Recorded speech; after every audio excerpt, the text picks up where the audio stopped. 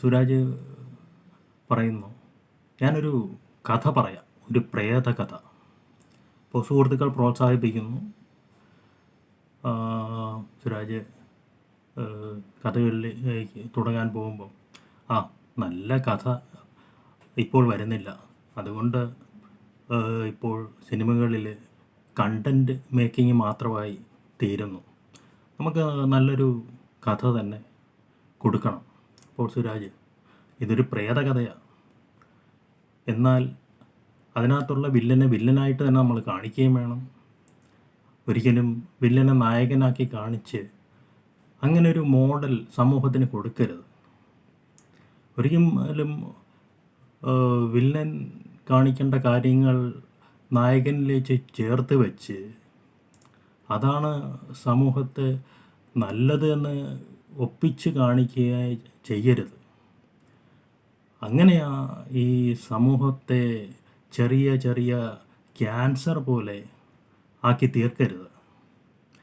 ഇതൊക്കെ ചെറിയ കുഞ്ഞുങ്ങളിൽ കുത്തി പറയുമ്പോൾ അവർക്ക് തിരിച്ചറിയാനാവുന്നില്ല നായകനാര് വില്ലനാര് രണ്ടും. അതുകൊണ്ട് സമൂഹത്തെ നശിക്കുന്നതായിട്ടും പോകുന്നുണ്ട്. അപ്പോൾ നമുക്ക് വില്ലനിസം കാണിക്കുന്നവരെ വില്ലനായിട്ട് തന്നെ കാണിക്കാം, നായിക പരിവേഷം കൊടുക്കരുത്. സുരാജ് കഥ തുടരുകയാണ്. ഇതൊരു പ്രേത കഥയാണ്, ഒരു പഴയ കാലഘട്ടം 60കളിലെ കഥ. ഇവിടെ കാണിക്കാൻ പോകുന്നത് ഒരു അർദ്ധരാത്രി സമയം. അന്നൊക്കെ ഈ ചെറ്റക്കുടിലുകളാണല്ലോ.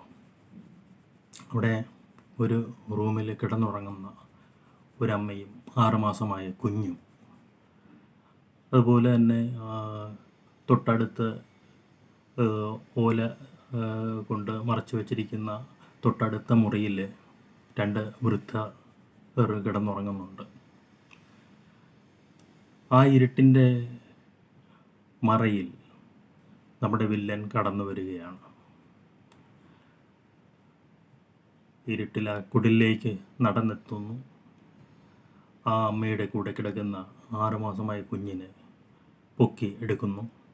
ആരും അറിയാതെ അവിടുന്ന് നടന്ന് നീങ്ങുന്നു.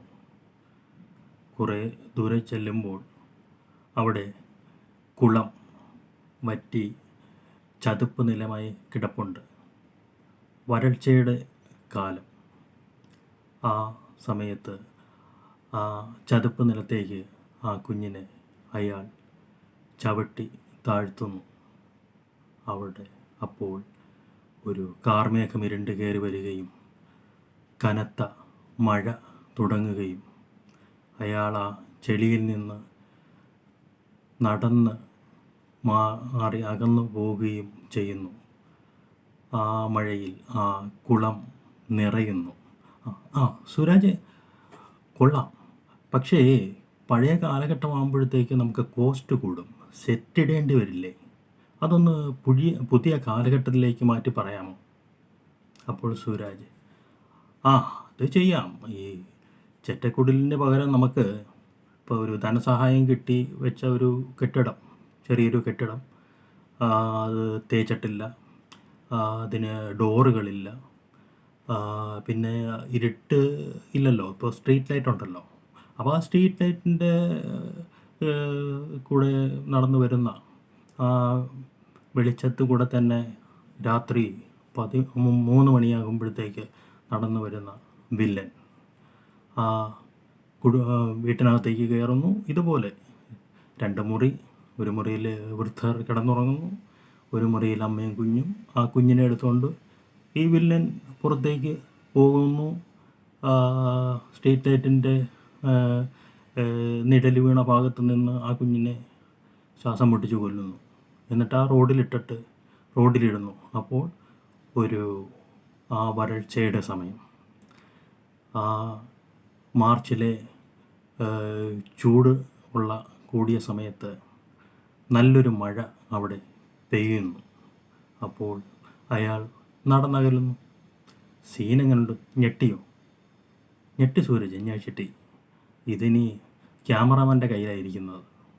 നമുക്ക് ആ ഒന്ന് ദൃശ്യവൽക്കരിച്ച് എഴുതി കൊടുക്കാം എന്ന് മാത്രമേ ഉള്ളൂ. പിന്നെ ഒരു 80-90 സീനെങ്കിലും വേണം സുരാജ്. നമുക്കത് ശരിയാക്കാം. ഓക്കെ, ഇത് പൈലറ്റായിട്ട് നമുക്ക് ഷൂട്ട് ചെയ്യാം, എന്നിട്ട് നമുക്ക് തുടങ്ങാം. അപ്പോൾ സുരാജ്, ഈ പറഞ്ഞതിനകത്ത് ഈ പ്രേതം എന്ന് പറയുന്നത് വന്നിട്ടില്ലല്ലോ.